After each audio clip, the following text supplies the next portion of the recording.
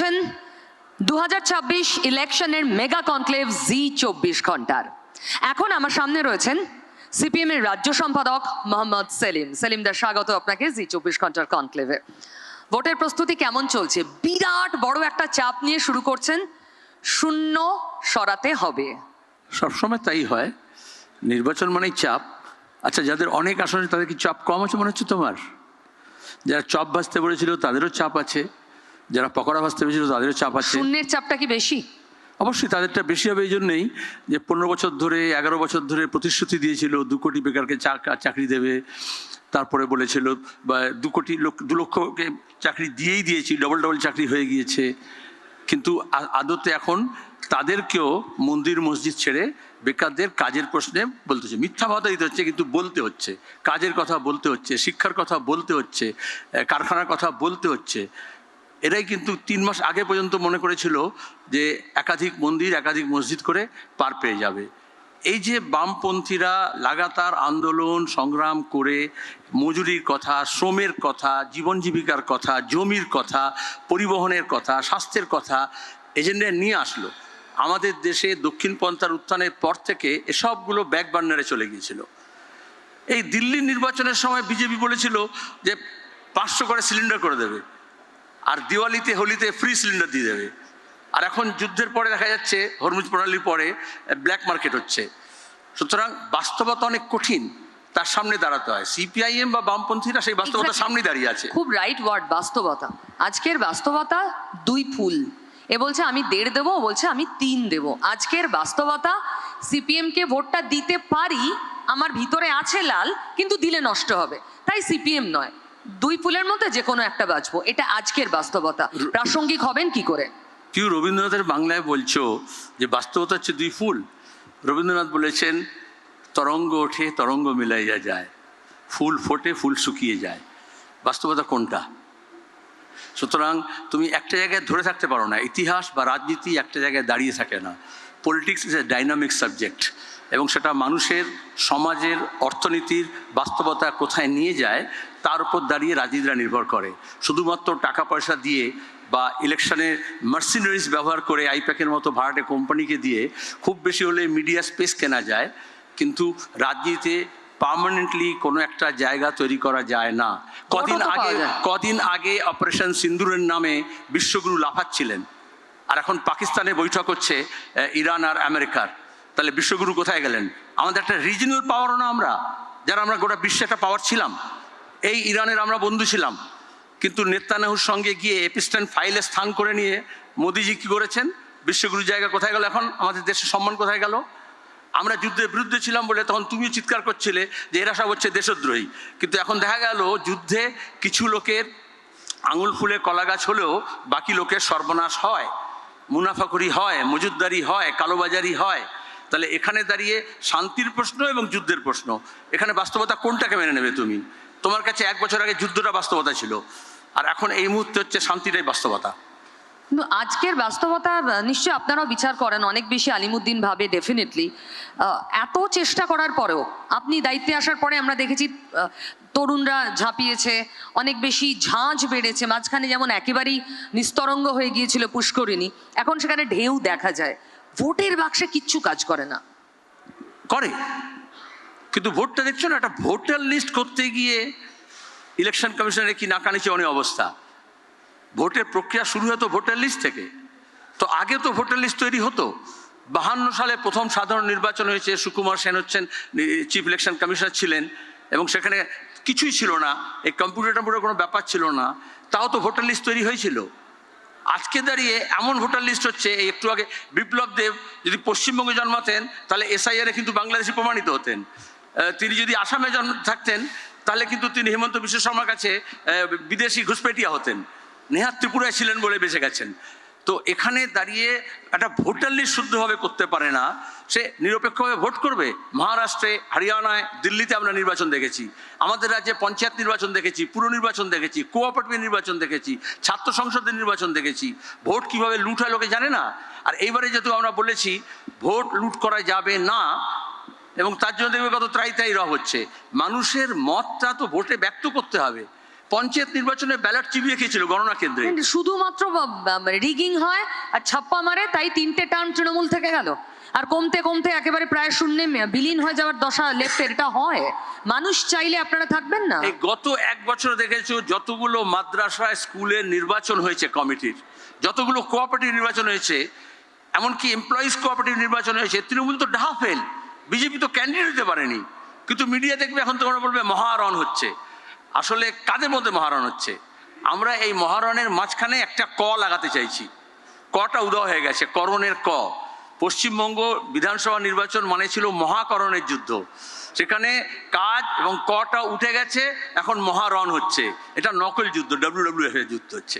আচ্ছা সেলিমদা, আপনারা তো অনেক রকম চেষ্টা করছেন, মুখে যাই বলুন, কখনো হুমায়ুনের সঙ্গে মিটিং, কখনো নওশাদের সঙ্গে মিটিং, কিছুতেই দানা বাঁধে না। নওশাদ কখনো খেপে যাচ্ছে, হুমায়ুনের সঙ্গে তো আমরা জানি সম্পর্ক এখন চিরতার চেয়েও বেশি তেতো। কেন মানে এই এফার্টগুলোর দরকার হচ্ছে কেন সিপিএম এর মতো দলের? তোমাদের জন্য আমার খুব মায়া হচ্ছে। মিডিয়া একদম বসেছিল যে একদম তুলকালাম হবে আলিমুদ্দিনে, এরকম কিছু ভাড়াটে লোকজন আছে, জেলখাটা একজন আসামিও আছে, মুখপাত্র বলে নিজেকে পরিচয় দেয়। কিন্তু দেখা গেল যে পশ্চিমবঙ্গে বিধানসভা নির্বাচনের প্রার্থী তালিকার পরে বিজেপির অফিসে তালা লাগছে, তৃণমূলের মধ্যে খুনোখুনি হচ্ছে, মারামারি হচ্ছে। কিন্তু শুধু বাম ফ্রন্ট নয়, বাম ফ্রন্টের বাইরে সিপিএমের লিবারেশন, তারপরে ISF, তারপরে আরও সামাজিক সংস্থাগুলো, এমনকি যারা নদী নিয়ে কাজ করে, পরিবেশ নিয়ে কাজ করে, সামাজিক ন্যায়ের কাজ করে, আদিবাসী নিয়ে কাজ করে, তাদের সবাইকে নিয়ে আমরা একসঙ্গে চেষ্টা করছি। আর কে কার সঙ্গে কথা বললো সেটা নিয়ে তোমরা আজকাল নজর দাও। এদিকে শূন্যের কথা বলছো, মোহাম্মদ সেলিম কার সঙ্গে কথা বলছে সেটা একটা খবর হয়। অবশ্যই মোহাম্মদ সেলিম ফিগার, তাই আপনাকে এনে আমরা এখানে আলোচনা করছি। তাহলে আমরা আসলে এই নির্বাচনের আগে 70,000 বৈঠক করেছি, পাড়ায় প্রায় গিয়ে লোকেদের সঙ্গে কথা বলেছি, সেসব খবর তো আমরা পাও না। এবং আমাদের যে ম্যানিফেস্টো তৈরি হয়েছে সেটা হচ্ছে মানুষের ইচ্ছা শক্তি। সেখানে যে মানুষ চাইছে পশ্চিমবঙ্গকে বাঁচানোর জন্য কি দরকার, বন্ধ স্কুলকে কিভাবে চালানো হবে, স্মার্ট স্কুল কি করে হবে, স্বাস্থ্যে কত টাকা খরচা হবে, মানুষ বুঝতে পারছে না আপনাদের থিওরি। আমার একটাই প্রশ্ন, এখানে মোহাম্মদ সেলিম আছেন, মোহাম্মদ সেলিম অনেক রকমের চেষ্টা করছেন, তার মতো করে তিনি চেষ্টা করছেন, কিন্তু 2026-এ আপনাদের যেটুকু সম্ভাবনা ছিল, এমন এমন ক্যান্ডিডেট আপনারা কোথাও কোথাও দিচ্ছেন, সেই সম্ভাবনাটুকুও বিজেপির দিকে যাতে চলে যায়। তৃণমূল বিরোধী ভোট যতটুকু পাওয়ার চান্স লেফটের ছিল, বামের, সেটা রামের দিকে শিফট করার একটা তীব্র প্রয়াস, এই অ্যালিগেশন আপনাদের বিরুদ্ধে আছে। যার অন্যতম উদাহরণ রাসবিহারী। আপনারা CPIML ক্যান্ডিডেট দিয়েছেন, CPIML কেন দিলেন এই প্রশ্নটা অলরেডি ঘুরছে, যাতে বিজেপি যেটুকু আপনাদের পক্ষে আসা বিজেপি পেয়ে যায়। তোমাদের গবেষণা দপ্তর আছে নিশ্চয়ই তোমাদের চ্যানেলে, কিন্তু তারা গরু খোঁজে না গবেষণা করে আমি জানি না।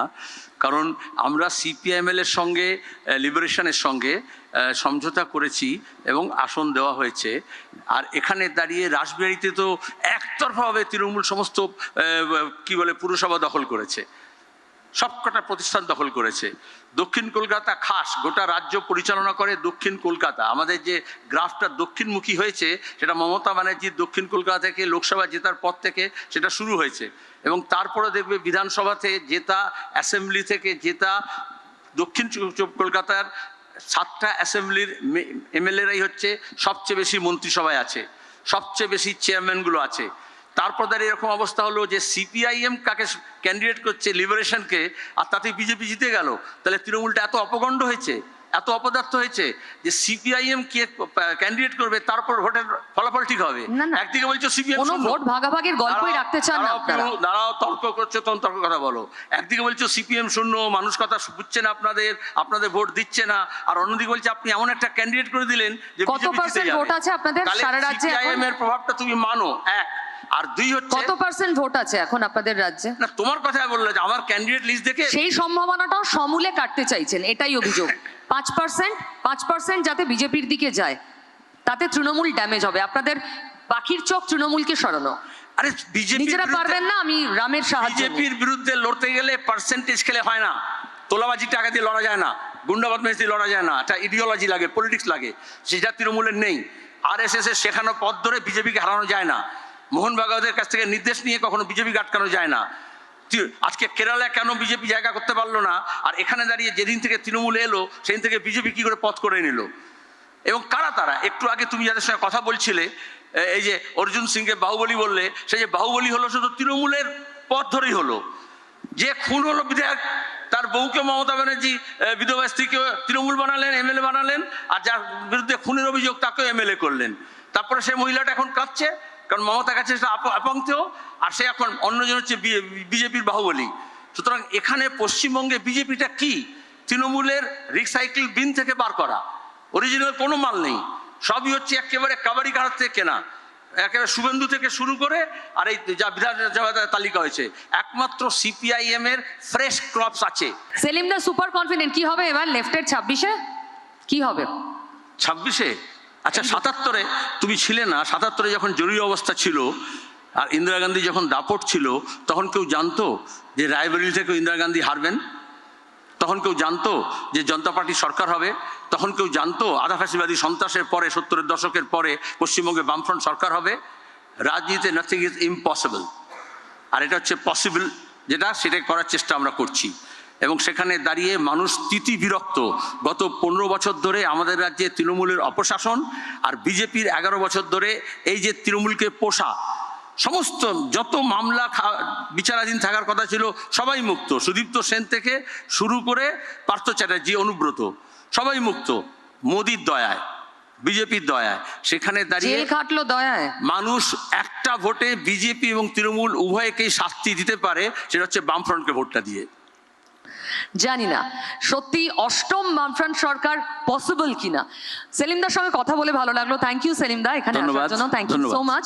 All the best. ভোটে ভালো হোক, শূন্যের গেরো কাটুক। ধন্যবাদ। নববর্ষের আগাম শুভেচ্ছা।